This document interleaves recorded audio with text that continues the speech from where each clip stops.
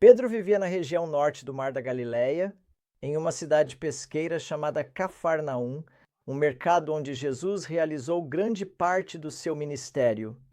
Pedro era pescador ali, junto com seu irmão André, que o apresentou a Jesus após conhecê-lo por meio de João Batista. Você pode ler tudo sobre isso em João 1. Mais tarde, Jesus chamou formalmente Pedro enquanto ele pescava e disse: "Sigam-me, eu os farei pescadores de homens." Pedro imediatamente deixou tudo e seguiu a Jesus. Esse é Pedro. Pedro tem 3 nomes em 3 idiomas escritos nas Escrituras, o que é importante saber ao lê-las. Assim sabemos que é a mesma pessoa: Simão, Simão Pedro, Simão, seu nome hebraico, Pedro, seu nome grego, que significa rocha, e Cefas, seu nome aramaico, que também significa rocha. Assim, Simão Pedro e Cefas são, na verdade, a mesma pessoa. Após a ascensão de Jesus, Pedro se tornou a principal voz que guiou a igreja primitiva, ajudando-a a navegar a transição das tradições judaicas para a salvação pela fé em Cristo. Ele não foi o único que moldou a igreja primitiva, mas foi um líder-chave em Jerusalém. Uma das decisões centrais das quais participou foi o Concílio de Jerusalém, em Atos 15, onde Pedro e Tiago fizeram discursos importantes em nome dos líderes da igreja e aceitaram oficialmente que os gentios não precisavam seguir leis judaicas, como a circuncisão para serem salvos, mas que podiam receber o Espírito Santo sem seguir costumes judaicos. Uma mudança verdadeiramente impressionante. A impressionante história de Pedro, de pescador a líder da igreja. Gálatas 2:9 é a interpretação mais breve e pessoal de Paulo sobre o mesmo evento.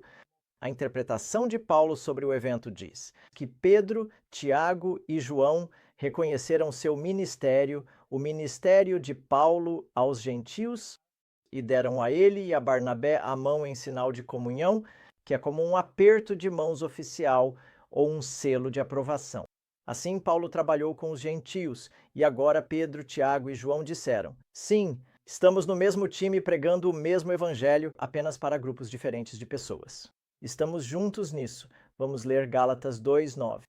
Tiago, Cefas, Pedro e João, considerados colunas, nos deram a Barnabé e a mim a mão em sinal de comunhão. Quando reconheceram a graça que me havia sido dada, concordaram que fôssemos aos gentios, e eles em Jerusalém aos que eram circuncidados, nós por nossa parte aos incircuncisos e eles por sua parte aos circuncidados. Como líder-chave na igreja primitiva, Pedro, Cefas, trouxe legitimidade, reconhecimento público, apoio, comissão e encorajamento ao ministério de Paulo e Barnabé. Isso é verdadeiramente maravilhoso. Os líderes da igreja dão total legitimidade e comissão a Paulo e Barnabé e ao seu importante ministério. Então imagine os líderes da igreja estabelecida e os líderes de missões afirmando e enviando novos missionários.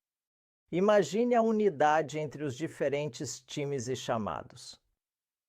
Unidade. Imagine vocês, missionários, recebendo o encorajamento de líderes de confiança para perseverar em seu chamado. Esforcem-se e perseverem em seu chamado. Infelizmente, a realidade é muito mais difícil hoje em dia. A igreja ora pelos missionários antes de partirem. Sim, mas depois eles vão e é como se não fossem vistos, não sentidos, não são mais visíveis, são facilmente esquecidos, mesmo com as redes sociais de hoje, internet e tantas coisas que competem pela atenção dos pastores, é fácil esquecer dos missionários.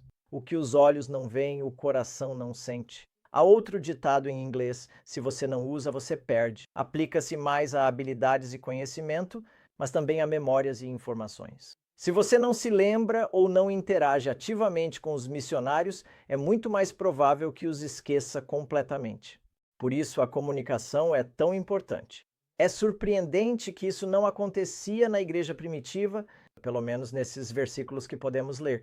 Houve perseguição que atravessou grandes distâncias.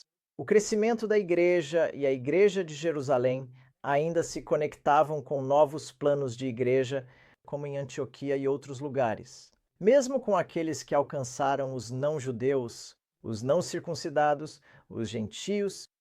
Havia unidade entre os diferentes times e chamados. A lição de cuidado missionário que isso nos ensina é que a igreja afirma e comissiona novos missionários. A igreja mantém a unidade entre os diferentes times ministeriais, com diferentes chamados. A igreja encoraja os missionários a continuar e perseverar em seu chamado, servindo como igreja, servindo como enviadores. Agora, com base nisso, pense na sua própria igreja. Como funciona a sua igreja? Há líderes na sua igreja que verdadeiramente fazem o que os líderes da igreja antiga em Jerusalém faziam? Ou você é um missionário que já não é visível e está quase esquecido? Como se não fosse visto, não fosse sentido.